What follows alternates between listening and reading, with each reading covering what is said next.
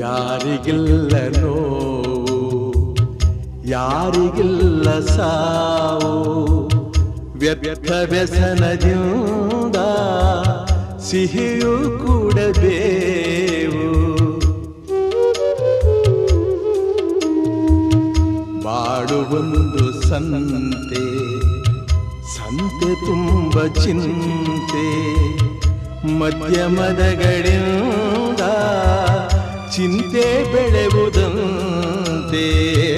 ಅಂಕೆ ಇರದ ಮನಸ್ಸನು ದಂಡಿಸುವುದು ನ್ಯಾಯ, ಮೂಕ ಮುಗ್ಧ ದೇಹವ ಹಿಂಸಿಸುವುದು ಹೇಯ.